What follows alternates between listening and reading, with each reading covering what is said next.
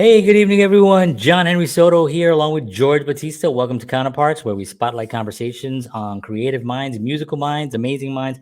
Today we have Kevin Eubanks is on the show. We're so excited.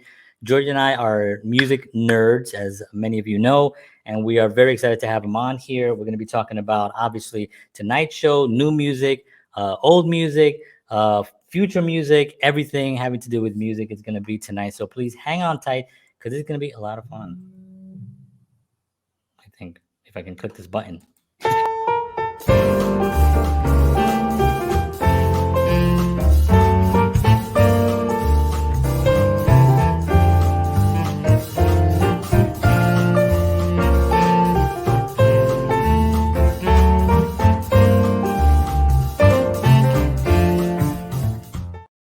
You know, when you're a one-man show, my mouse was like, I was like, click, start.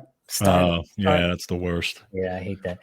So like I said, Kevin Eubanks is on the show. I just want to give a quick also shout out to Tracy Harper over at Harper PR and for setting this up. It's really awesome. We're super grateful for her to do that. And she's sending us a few other guests. So we're going to be bringing some great people here. So I want to thank you, Tracy, for that.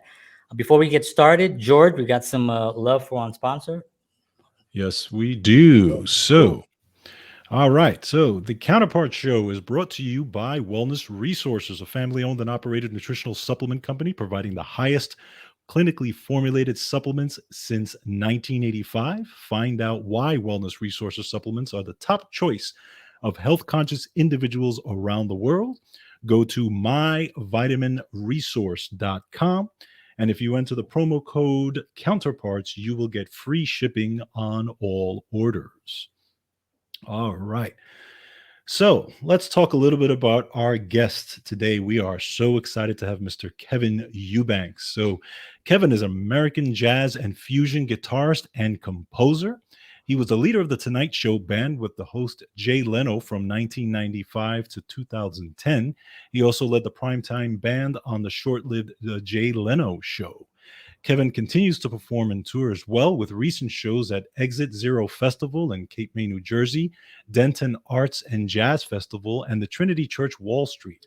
His most recent musical project is the Eubanks Evan Experience, with pianist Orrin Evans, was recently nominated for Best Duo, Group, or Band by the inaugural Jazz Music Awards. Kevin can also be seen as the co-host of Fox's hit comedy game show You Bet Your Life with Jay Leno, which kicked off its second season in the fall of 2022. And man, am I so excited for this conversation, John. I know you are. So let's bring him up. Ladies and gentlemen, Mr. Kevin Eubanks. Wow. Thanks, you guys. Thanks for having me. Really, I appreciate it. Yeah, really. it's such an honor to have you on here. This is so cool. We have so many we have so many questions, and usually these things go fly by. So what I'm gonna do is I'm not gonna do as much talking as I do, because I have a tendency of yapping. So I'm gonna actually turn it over to George so we can start with our first question, and then we're just gonna rock and roll. Absolutely. So this is a real treat for us, John and I, musicians as well. I've admired your music for many years, have CDs of yours as well.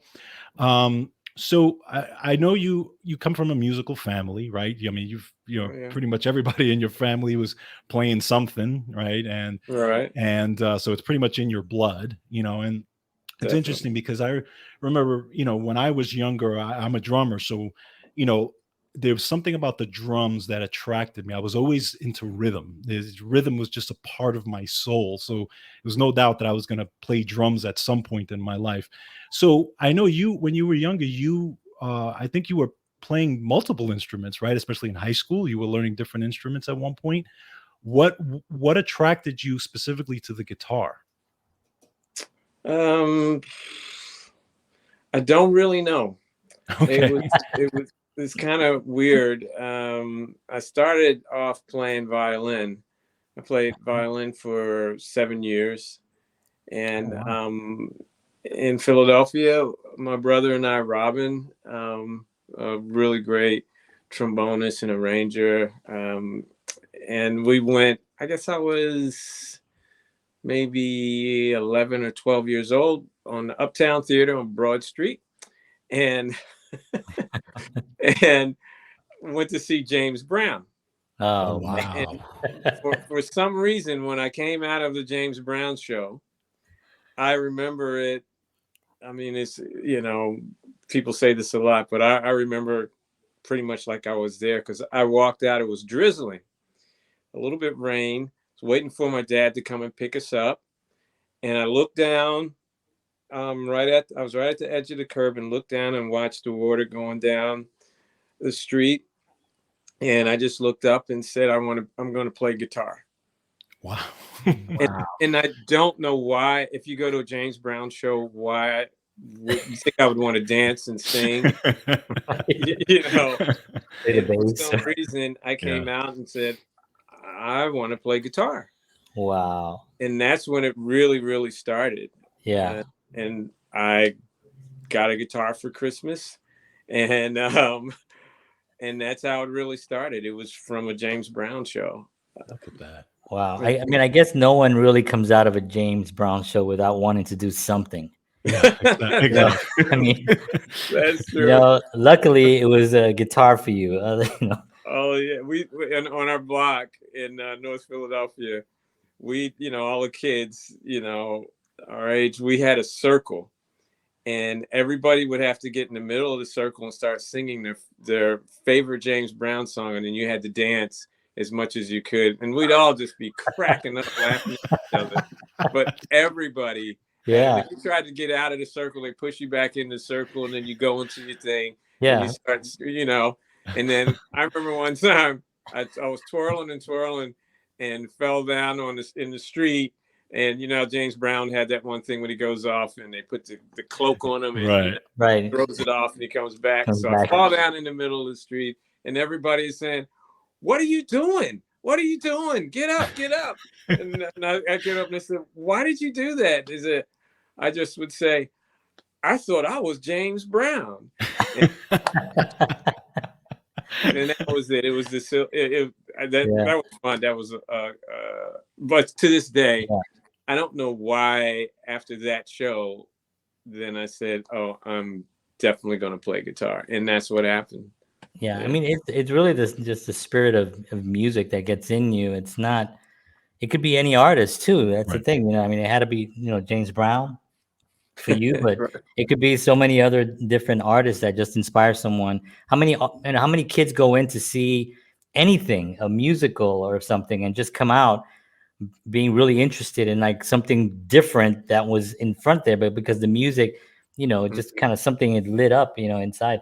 That's amazing. When was the what was the guitarist that you started then really following? Like, after you said, you looked into the rain and you're like, I'm going to play guitar. What guitar player did you start following? Wow, that's a good question. The only thing I could remember was, I guess, my favorite guitar sound.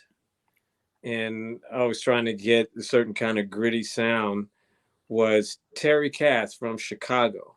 Oh yeah. Okay. He always had a really, he sang the same way too, and he had this kind of gritty sound on his SG. Yeah.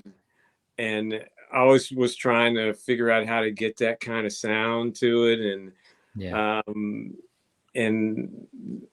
I don't know. And then I just started trying to find sounds and this and that. Yeah. And then, moving on a little bit more, you start getting into different guitars. But I was into a lot of different instruments too, not just the guitar. Right. So, which was really great because you can have so many things to pull from, especially having my brother Robin being a trombonist and my mother a pianist.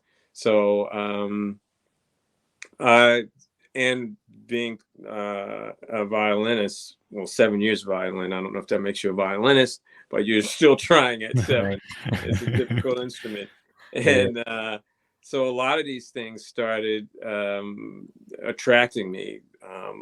Organs, sax, trumpet, all the different things.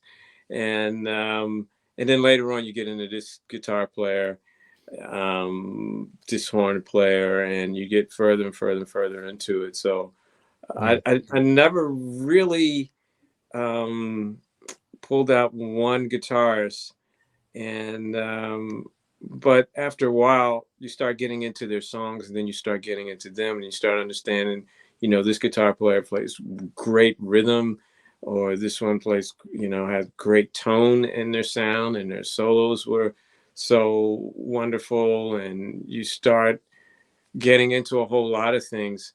And then I started realizing that whatever kind of music that turned me on, it just seems like everything just got bigger and bigger and bigger, and not just for music, but it seemed like music kind of opened your mind up to a lot of things, not just musical things. Right. So music was kind of this curtain that opened a whole lot of things up, and you start thinking about things in a different way, or having different questions, and start reading all kinds of books. And I think all of it really started with the energy that comes in with music, because it just starts something churning in your mind, and what you're feeling like. And you start hearing the breeze in the trees, that became music. Or if you heard just the way rain hits the ground, or it hits I love being in my parents' car, and when it rained, and nobody likes driving in the rain, but I was just sitting in the back, just hearing it hitting the rooftops, and always felt at home when I hear rain, lightning storms, all that. Just it all seemed to be music to me, all of that. So I think everything just speared everything more and more and more. And then, of course, you start getting into music and studying it, and figuring out what things were. Yeah, and music really lifts your awareness level. It lifts you out, and that's what you were saying. It kind of unveils something in the world where you can then, because it just lifts you up spiritually, where you can then see things clearer. And like, I think George sent me something today. I didn't get a chance to read it, but it was something about music with children, right? And increasing. Yeah, it was actually an article that I was reading about children who learn music when they're young actually helps them cognitively as they get older. Right. And it's true. And even you, Kevin, I've heard you in some of your interviews before, where you've talked about, because back then, I'm sure when you were young, when John and I were young, music was a bigger deal, especially in school. Right. It was, you could take the music classes and all that. And now it's not as big of a deal these days in school, especially depending on which schools you go to. But I remember I heard an interview with you where you had said it should be, because it does prepare you for life as well. The ability to learn music, and the ability to, and like you were saying, to be aware of all these things. And music really does that. Right. Whenever I do talks or master classes at colleges or high schools, wherever, once I start, I just say, everybody in the room may not be a musician, or people are, they're just pulled into music and different things like that. Right. So one of the things before we start talking and having conversation, I want everybody to understand how to listen like a musician would listen to. Exactly. And so when you're listening as a musician, I said, all the musicians in the room, do you understand what it is like to listen as a musician, and not judging, not I like this or I dislike this. You're just quiet and you hear everything like a baby listens to everything, like 360, everything that happens there, everything is just going in. And so when you listen like musicians, you shut down. You listen to best when you're silent, inside type of silence. So then everything is just coming to you. And before you start saying, oh, I don't like that, or that's too this, or I love this and that one. But you're not really, you have to be quiet. And that's why I always thought that the universe must hear everything, because it's just no sound. So Right. Right. Yeah, so that's true. Yeah.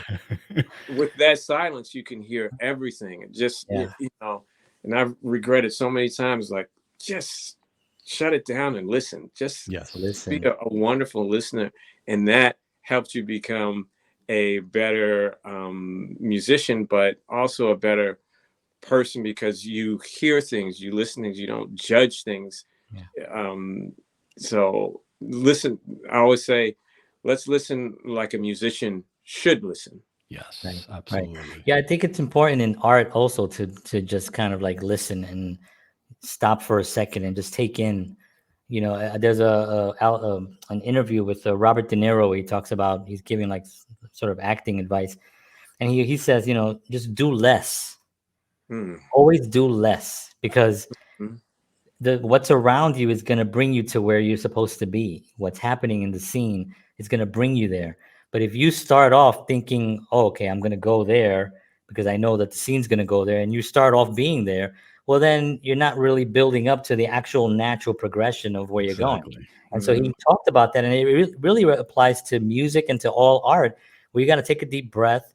And with music, you think about rhythms, you think about our hearts, you know, beating. I mean, it's always a rhythm going on in us, whether we like it Right. or not. Whether Right. you're a musician or not, you're always or in rhythm. You know, hopefully, you know, if your I cholesterol love, is not too high. But yeah, I love that whole picture that you just talked about. I love that whole thing, that you don't have anything that you already premeditated once you get into it. So, oh, I'm going to do this. I'm going to right. do this. Yeah. But you're going to be in this whole thing. So Yeah, you just get quieter. You listen. And you just kind of morph into it and let it bring you along when you're listening yeah, to the music. And I always like to talk to myself and say, play the song, not the guitar, or you Right. know, mm, Right. and that way, if everybody does that, then we're all doing it together. So right. it's not about me, but everybody else can make everybody else, the all the parts together, just Yeah, grow and grow and grow. So yeah, I love that, what you just said about De Niro. yeah, Absolutely. It's actually, it's also like part of the evolution of a musician, because like you think about it when you're young. And I remember, you know, when I was young and I was playing, like John said, I wanted to be so fast, and I wanted to be so, I wanted everybody to notice every want to be lick I Buddy was, Rich. Buddy Rich, you know, you want to be everything.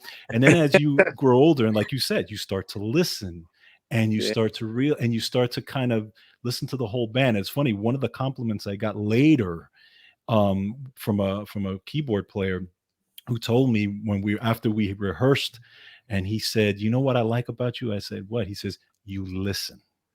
You're Hmm. listening to everybody. I can tell that you're listening because you know exactly where to place it and to be." And I was like the best compliment I had. It wasn't how fast I was playing or whatever. It was because I was listening and Yeah, hopefully making, you know, the group a little bit better by what I was contributing. yeah, Right. yeah. This is a great conversation, because I think a lot of you know, in music in particular, you know, we're constantly, well, what is it that you're playing? What is the notes? What is the music? What is the, you know, it's like, no, we don't really talk much about the actual listening portion of it, where, you know, that hour that I sat in a chair just thinking about what I wanted to actually create. Right. Hmm. Yeah. That's just as important as the create itself, because that puts you in the Exactly. mindset to be open enough to pull in whatever is going to come at you. You know, you got to be open for that stuff. So I love that. I love this conversation. Definitely. Definitely. So I'm gonna turn it over to George. George, do you have a question, Yeah. Yeah. or I just keep Absolutely. yapping because you No, know. no, no. I'm like so into the so when you know, after you were, you know, in high school, and you know, obviously the James Brown, and see, were you what kind of style were you playing in the beginning? Were you more funk and that type of thing, because obviously James Brown and that type of thing, or were you kind of doing a little bit of everything? I was doing funk music, rock music, when the period that I think is fusion music was Mhm. very short lived in the 70s. And I got into that really strong into that, um, because I liked the technique that was needed. And so that kind of challenged me a lot more. So I got more and more in that, and that helped me develop technique and all the different rhythms and time signatures and things like that. So I got more and more into that. And then I loved listening to people like Janice Ian doing singer-songwriter things when I was really young. And but I listened to then I started wondering, what are these notes? What are these chords? What is this? So I got more and more into jazz, which was a bigger part in my family was jazz. My uncle Ray Bryant, great pianist, played with everybody from Train, Morgan to this, Betty Carter, just way more people than I ever thought. Yeah. And my mom was always playing gospel music and classical music. So so I started wondering, like, what are they doing? What is my mom doing? What is my Uncle Ray doing? And I'd look in the books and see what it is. So I became more of a kind of a student of it, and so I said I need to learn more, right. And so that got me in a whole lot of different types of music, which really helped to this day. And one of my regrets is that I stopped playing violin. I think if I had enough energy and purpose to do violin and guitar, which is probably very difficult to do. It'll probably take you a good 10 years just to get your intonation in violin, but I always still loved violin. And so when I had a record that had Jan Hammer and Jerry Goodman and John McLaughlin and Billy Cobham. And then I loved hearing the violin with the guitar playing some, rock fusion music. Yeah. Oh man, that's wonderful. So I would just scratch these records up like crazy, trying to, figure things out. So that that lifted me to a different step, even Emerson, Lake and Palmer. And then I started listening to Oscar Peterson and Wes Montgomery and Train, Cannonball, everybody, And then I found something that was very interesting for a couple of musicians. One was Jimi Hendrix, and the other one was John Coltrane. And there was something about those two musicians that every time I put the record and said, "Oh, let's transcribe that," and every time I started thinking about doing it, I said, "Why?" But I was transcribing a whole lot of other things too. But whenever it came to Train and Jimi, I said, "What is it in me that's saying there's no point in transcribing these two musicians?" Interesting. And I just kept thinking, I said, because I would try and I would transcribe a Train solo or something like that, and then I wouldn't say I was sad after I did it. It just seemed like something's not right about this. And I had the same feeling with Jimi. So it really started bothering me. I said, what am I missing? There's something that's and then it was interesting. And then I was looking in the ocean and I said, I got it. I know why this is superfluous. Why would you do that? Because they're not coming back. They're not saving energy from, like, if you're swimming, if you have a race in the ocean, the only way to win is to keep going. Right. You're not saving energy to come back. Right. Train was going. Jimi was going. Yeah. They weren't coming back. They didn't. They weren't, saving, energy to go after that. They're just soaring, and that's it.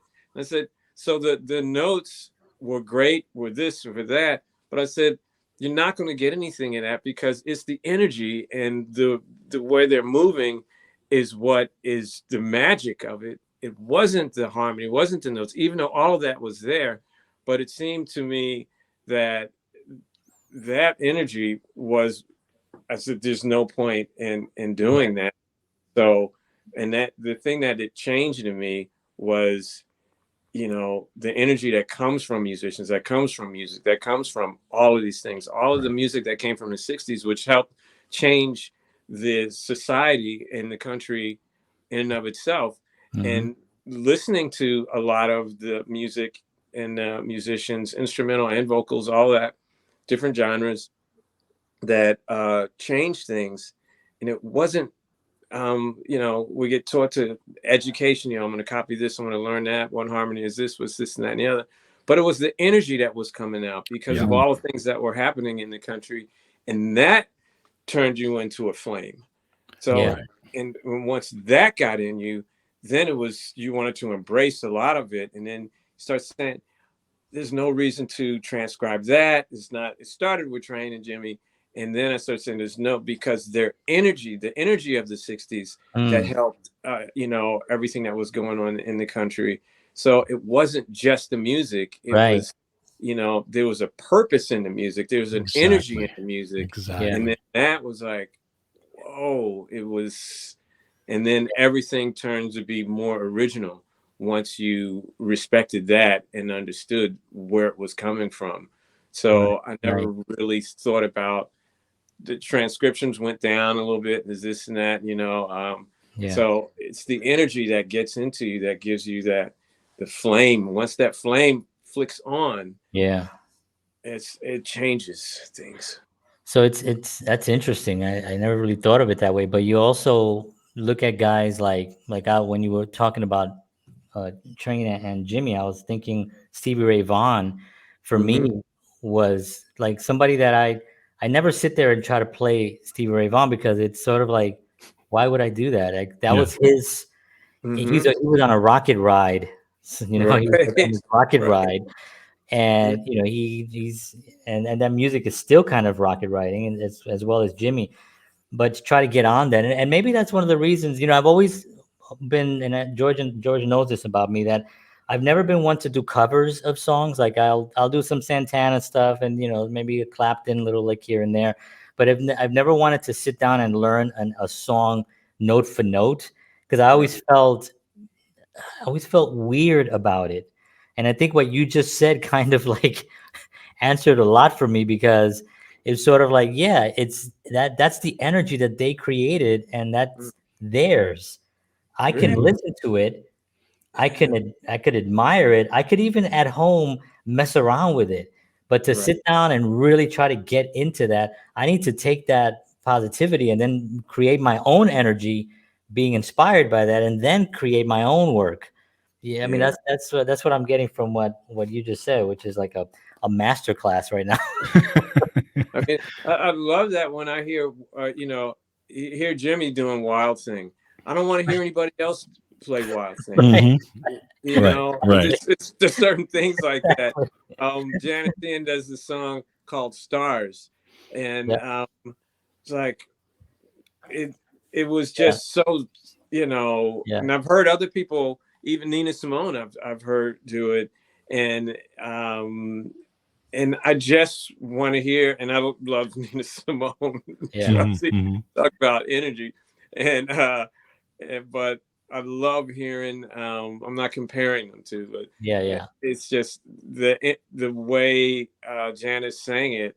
It made it feel like somebody was reading a book to you about being a musician, and you have a name that you never owned, and lyrics like that, and stars that come and go, like the last light of the sun. I mean, and if you feel that way, I mean, you're looking at the sun, but you start looking at careers, and it has that same thing about it. It's almost like a synopsis of being musicians. And so to me, that's Janice's song, that's Jimmy's song. I mean, whoever, you know, I mean, Janice wrote that one, but I just want to hear that person do that. I just want to hear what's going on with Marvin Gaye. I don't want to hear anybody else do that song. You know, and that feel that he had to it. It just so then, you know, being yourself, which is not something you have to try, but you just move all the clouds out of the way, and then there's clarity. Right. Yeah. I mean, the bottom line is that you can pay tribute to those artists, you know, but you can't really recreate that energy. You can pay tribute, you know, and Yep. that's and that's great. You know, I mean, I'm in Nashville, so I walk down Broadway here in Nashville. You know, I'll hear "Living on a Prayer" from 4 different bands at the same exact time. You know, Right. great, you know, great song, you know. But I mean, are they creating the same energy? There's 4 bands doing it at the same exact time. I can't even, you know, one is like 2 bars ahead of each other, and I'm all over the place. But it, you can't really create that energy. All you can do is really admire it and then Yeah. use it to create your own. I love Yeah. that. Everybody's different. Right. Yeah. Everybody's fingerprint is different. Everybody is this. Everybody's, you know, you don't have to become something if you already are. Right. So don't, you know, you can learn. That's why I love playing with people, not just musically. It's not this myopic attitude about, oh, it's all about music. It's all about music. It's just another way of energy, passing it to this and passing it to that. Mhm. So the whole idea is that it's all moving. It's all universal. It's all Right. this. And you're flowing in it. You're not even doing it. It's Right. spinning now. We're moving Right. now. Right. Yeah. Right. Yeah. You know, so all of that is after a while you just let it flow, and then the originality comes through. Yeah. And it just has a different feeling than the way you listen to things, and watching snow fall, but you're in the house and you're looking through a window and it's just so quiet and you see all these particles coming down. It's almost like looking into space, but it's moving. Hmm. You know, it's sorry, George, I'll give No, you a chance go in a go second. ahead. Go ahead. I'll let you talk in a second. But I've heard, You guys know each other, huh? Oh oh yeah. yeah. Yeah. So I've heard it called also like an aesthetic wavelength where people in that level can operate, where they're at this wavelength that's you can visit like Jimmy and all those guys, you know, you can maybe kind of from down here visit those areas, but those there's just so in such an incredible space to try to get to. Yeah. But you have your own aesthetic wavelength that you can Mhm. aspire to and stay there as well. But I love what you said. You don't have to become something if you already are, and that's like really knowing really what you are, because then you don't question that, you know, if you really It's, know that. yeah, it's, you know, you start feeling you know, the heart inside of you, Mhm. instead of I want to get here, I want to get there, but you already are there. Just Right. where's the starting line? It's in Exactly. you. I love And it. then once you get, you know, more and more, you get more confidence in that, Mhm. and everything becomes more and more original, and your whole competitive and egoistic way of what you're doing, that starts to come down a little bit, Mhm. because it's not everything that you go and get, it's all the things that you are. And once that becomes part of you and a day-to-day thing, and you have confidence in it, and it's you can embrace other people, and you're not competing in that kind of way. Yeah. So all of that Love it. changes, not just the music, but it changes a lot of things. Yeah. I love it. Go ahead, George. I'm gonna ask him 2 questions now because of that. Well, number one, we had a gentleman. I just wanted to bring this up really quick. We had a gentleman named Steve Smith on. Mm. Amazing drummer, right? Absolutely. And I told him that you were going to be on the show, and he wanted me to mention really quick to you. I don't know if you remember playing with him. You guys played in a band called the Tommy Campbell Band, and it was at Pooh's Pub. Who's from in Boston? Yeah, Yes. so he just wanted to make sure I mentioned that. Oh yeah, man. That was the college years, man. Yeah, That Oh is so man, wild. that was our yeah. spot. We played there like crazy, man. It was wonderful too. It was Wow. that was a great season of years of playing with all these people that came to Boston, went to Berklee, and but there was a lot of clubs around, you know, Mm, and things Yeah. like that. That was a beautiful, um, you know, as broke as you could possibly be. I mean, Right. really, I was just, Right, you know, right. that's when I first became vegetarian, was in Boston, because there was, I just You were, didn't have money to buy you were forced to cheeseburgers. be. You know, I didn't have money to buy, cheesesteaks and hamburgers and stuff, Right. which is what I wanted, but I was just too broke, and it was just cheaper to become a vegetarian. And later on, a lot later on, I turned into vegan and everything.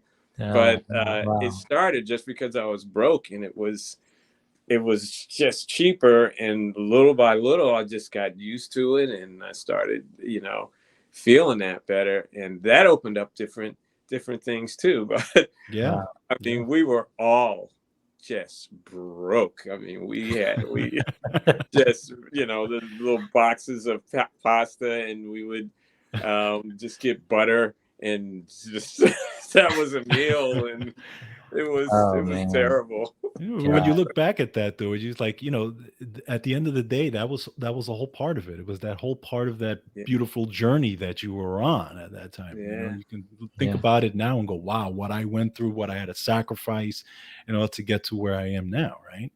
Yeah, all of that is part of it. Yeah. But this energy was pulling you. Yeah, so exactly. It wasn't like, oh, I'm going to do something else. It never crossed your mind. I mean, I worked for, what was that? It was in Boston. If you sign up for something, I forgot the name of it, and all you did was labor. You put leather skins in a freezer, clothing freezer, and you go someplace else and you do this. God, I almost had what's the name of it, and I couldn't believe I was doing it.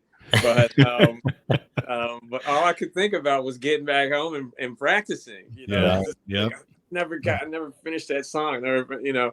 So I couldn't wait to get back. But that's just all part of it, and you just keep moving and moving and moving, because you have this thing that's pulling you. You're not angry about it. You're not thinking about turning back, and you're just moving forward, because it's part of you.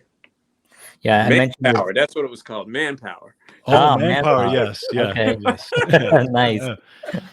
I mentioned this quote by Joe Walsh a lot, because he talked about how when you're in it, it's just like the most grueling, the worst. You're still going forward, you're still moving forward, but at the end of it, when you come out of it, it's this well-crafted novel that your life became. And because when you're in it, of course, Joe Walsh had a little bit of a different life than we had. He wasn't talking about becoming a vegan, but the overall message was basically that when you're struggling, you're writing your novel, basically. So that's a great thing, George. Yes, absolutely. So talk a little bit about your album with Orrin Evans. Oh yeah, this is I got some questions about. Awesome. We both have a mindset that we want to play off of what's happening, and so I love playing in duos, and I love playing with piano. I always played piano as a hobby, just growing up with my mom and my uncle. And so Orrin and I both are from Philadelphia.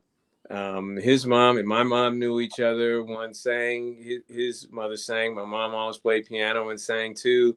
So we kind of have this thing that then one day we just started talking about, let's just do a duo thing, and let's just, so we're saying, what kind of thing we want to do. Is why don't we just do it and then see what it is, instead of trying to figure it out first. I love that. Let's just start doing it. And then so we did the recording, and then when we kept doing, we started doing more, actual gigs, and we said, wow, man, the live stuff goes in so many different places, and I wish we could get that in the and put that on a record too.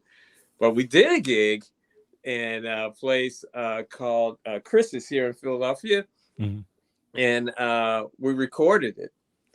And but the recording was almost done, and we remember remember that thing we did at Chris's? Didn't we record some of that? And we said, we did. So we got that, and there's all this live stuff. I mean, and we were just making up stuff, and we do it together, you know. Said, you want to put that on the record? The rest of it's in the studio. Said, yeah, let's put it in. So we're playing, and then you hear, you know, the glasses clinking and all that, and said, you want to edit that out? No, let's just leave it. Yeah, that's part of it. Let's just see what happens. And so we just got more and more into it. So that's kind of how it just developed. We just let things go, and it's so much fun. And I like the idea of things just evolving into whatever they're going to do. I really enjoy that. Yeah, and I love the record, and and you're right, it's very loose. It goes like there's, you know, first you're hearing Dawn Marie, which is really chilled out, awesome track. I mean, just as like an incredible track. And then variations of on the battle come on, and then I'm like, and then I feel like I need to pack and move because I did something wrong. I feel like I'm in a film, and I'm like, because this piece is like literally amazing. I mean, this was part of the live section, I'm assuming. Right, yes.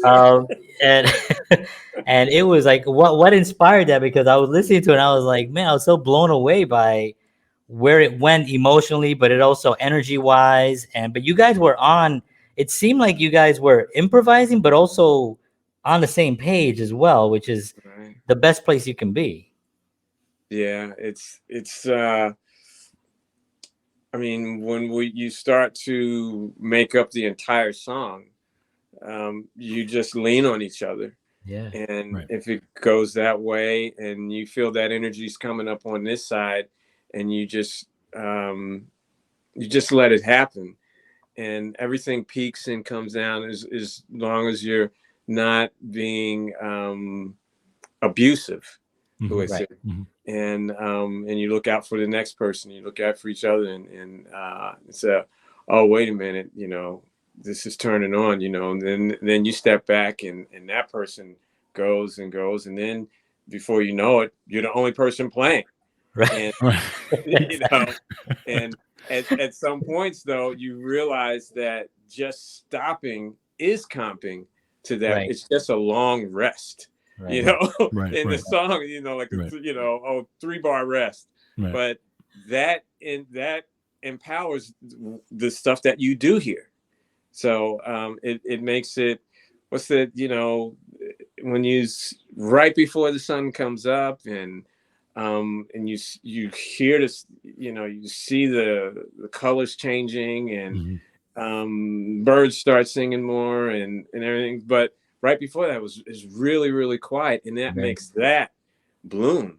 So sometimes you just watch the whole thing, just, you know, and you just let it happen. And it's like, no, don't get up yet, and then when it goes up, and then you give it some support underneath. It's like a comet, and that sometimes, like, comets aren't coming back, and but I'm going to be the tail and keep it up, just keep it up there. And, you know, so I had a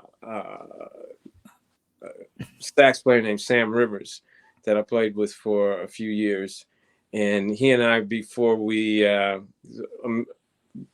mean, the whole thing, I mean, there's words: amazing, great, you're killing it, you're this and that. It's like, okay, I don't want to use any of these words anymore about because it just seems like it's, you know, you're talking about a million other people.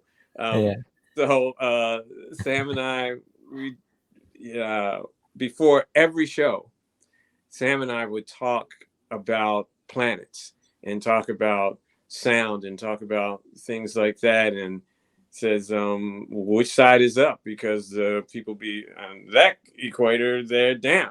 So how do we know which way is up, which way is down, which is left, what is right? You know, I said, but that's music. He said, who said so?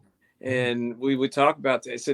He says, if I'm playing a solo and, and I'm playing and I'm realizing that, my energy, I'm burning it out. And he said, oh, and then here you come giving me some comment, and you're getting the tail of the comment. And I go, oh, now we'll get to the next level. Now we're going. He says, that's what we're talking about. And it start making sense to me. And he said, the planet's moving, it's live, man.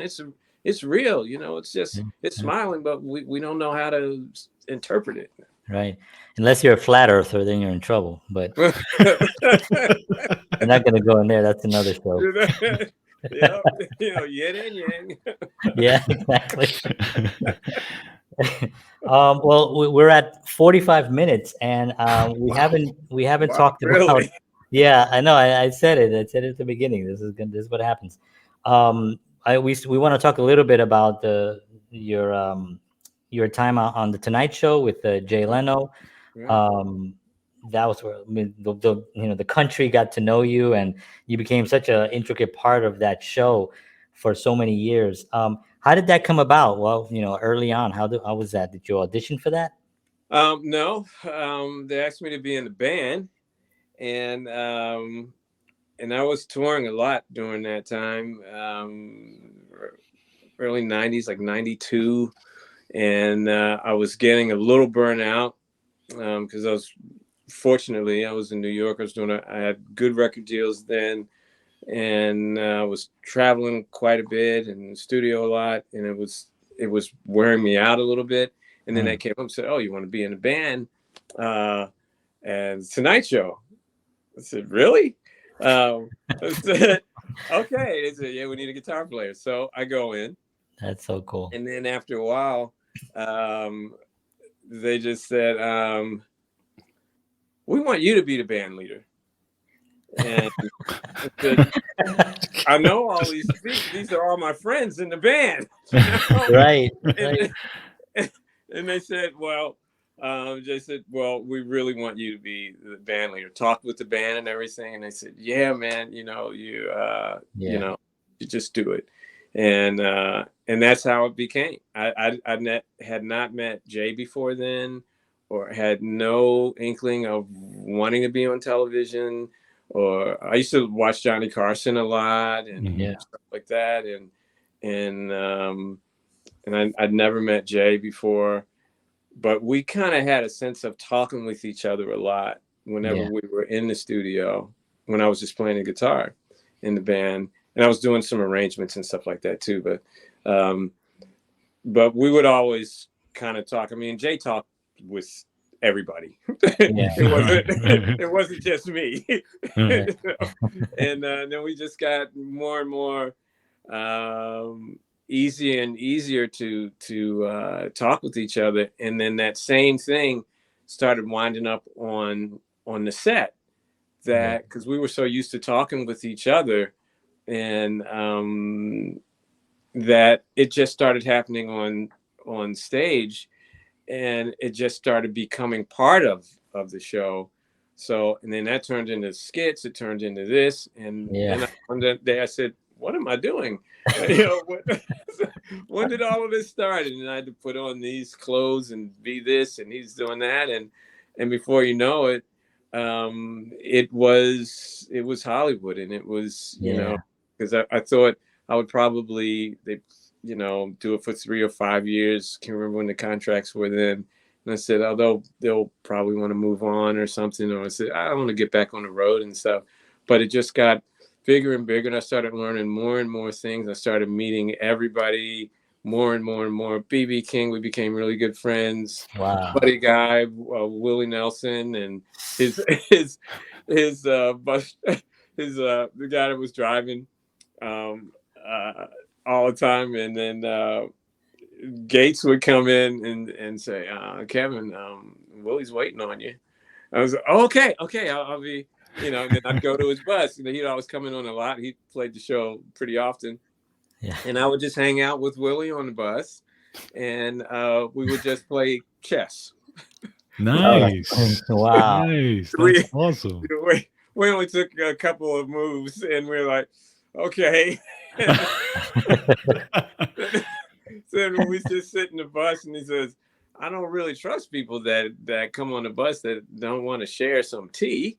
And said, no, I love tea. So and then we just become, Yeah. friends in that way. And then I would go to his shows, and then I would, we talk about a lot of things. And I mean, one thing was really funny. I came off the bus, which was, we did, whenever he was there, I always went on the bus.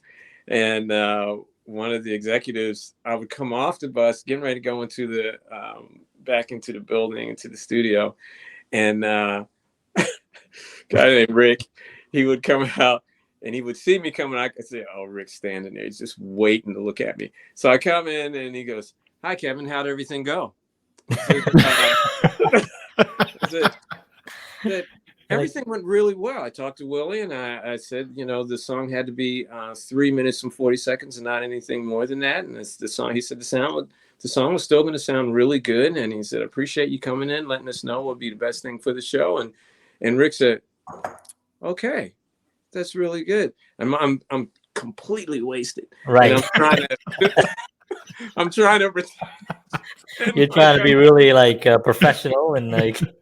And I said, and everything I say, "Well, what do you think, we have a good show today, Rick?" He says, "Yes, we're having a great show." And as soon as he turns away, I go like, and I sweating. try to go to my office and regroup before it was. Yeah, but all of that was so much fun, and working with Jay and watching how much work goes into comedy, and how the timing and all of that turned into, so okay, how can I contribute to what's going on to the show? Not just that the band sounds great, but does it work with the show? The musicians could play all kinds of different stuff. I said, but how about we hang out with some classic rock and classic funk? I think that would actually be a big contributor to what the show was doing. Yeah. And people were saying, "You should do more jazz. You should do more of this. You should do more." I said, "I do, but just not here. It's not, we're playing for the show. The band is comping for the show." Right. Exactly. And once we got into that, it just got more and more fun. And said, "Don't feel guilty because we can play all this other stuff, but let's hit some of this. Let's hit, some Jimmy, some Chicago, some Zeppelin, some whatever. Sly and the Family Stone. We played Everyday People every day."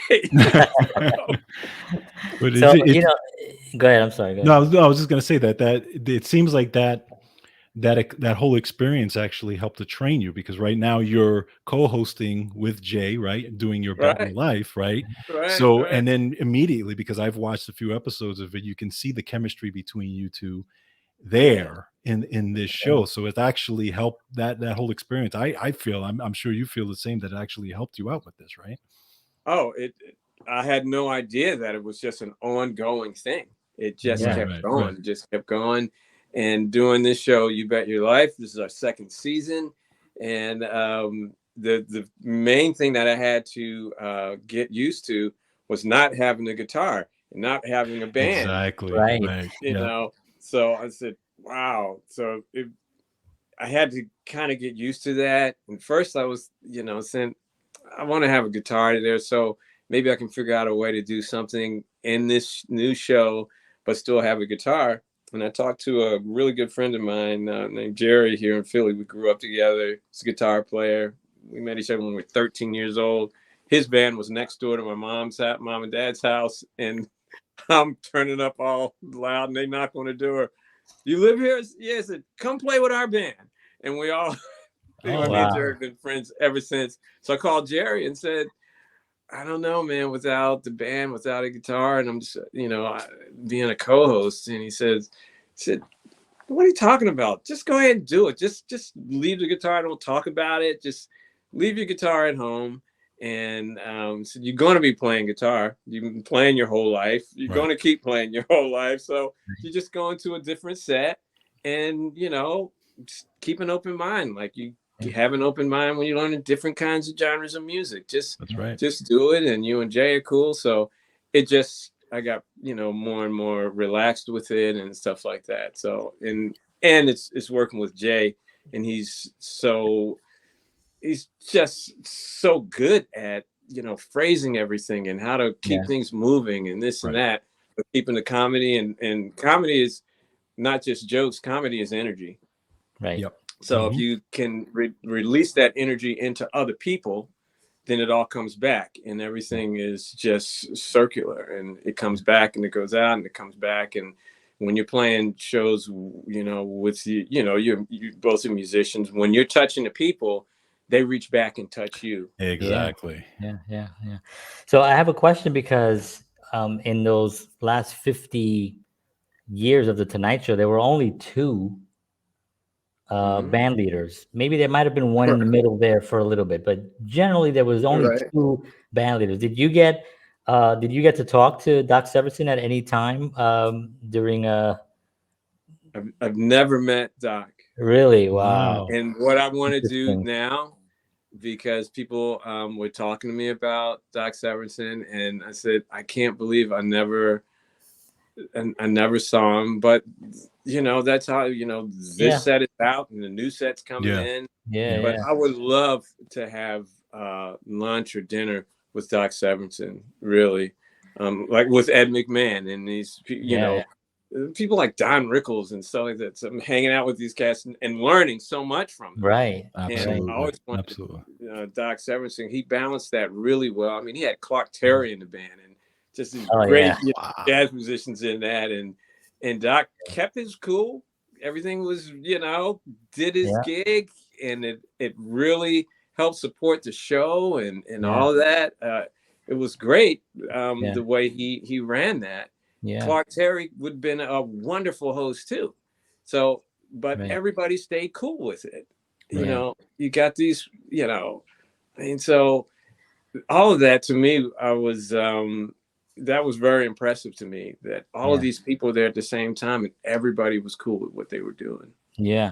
And, it was such a different thing. 'Cause I mean, George and I were there during that whole time. We're huge, like, Tonight Show fans, Johnny Carson, and the change was so, because you're right. Doc would come out with those crazy jackets and those really loud, right? And Johnny would always be like, what is that? And they would always go back and forth. And then, Jay and the team come in and everyone is sleek, dressed. It was like such a, like, wow, we are in a new era. It was really great. Man, when I became the band leader, I said the number one thing is no ties. Right. Nice. That's over. We're just coming up, man. We're gonna have fun. We're gonna loosen it up. We're gonna do this. I don't care what you're doing. You can come in doing what as long as you're contributing, as long as you're in bed, if you got to put eye drops in, put them in. Just do your job right. Exactly. You're grown people. Do what you got to do, but just do your job. Contribute. Yeah. I love that. Wow. So we're at almost an hour here. Wow. I wanted to first of all, I want to thank you for being on, because this has been such a treat. We could go on another hour, I'm sure. I wanted to, one of the things that we always talk about here, George and I, is about the last 2 years. People going through different challenges in their lives, and we usually ask our artists, if there's anything that they've did themselves to help them through those 2 years, that they can actually impart to our audience, that maybe somebody out there is kind of going through something and could use some words of encouragement. That's interesting that you asked that, because I went something happened. I was on an airplane, and one of the flight attendants was being very inappropriate the way she was talking to me on the plane, and it actually stunned the other people that were sitting there. I mean, really, like, in my face, yelling at me, and I was like, what? Who? So I looked at her, and then she just kept, she stopped and started looking at me, and she said, well, I said, you should love yourself more.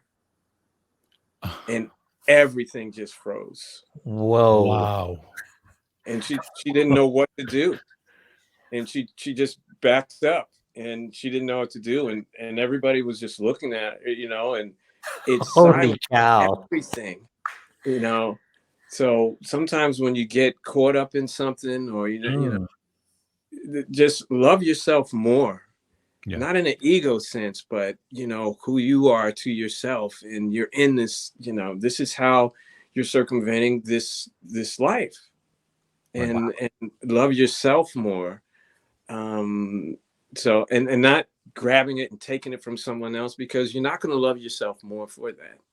Right. So and that just came out, and when that came out of me, and her whole face just dropped. Whoa. So sometimes when I get in certain situations, I just say, musically quiet, like a musician, and just love yourself. Just love yourself more. I love that. Wow. Oh man. So Kevin Eubanks, thank you so much for being on the show. This has been such a treat to have you on. We'd hope at some point in the future you come back again, and we can pick a topic and just break it down. We'd love to do that at some point. But thank you so much for being on. Thank you, sir. It's a pleasure, man. And this has been a great conversation. I mean, it's just like I'm hanging out with you guys. I'm like, yeah, do I know you guys? That's it, man. We're just hanging. I remember you guys. We went to school, so.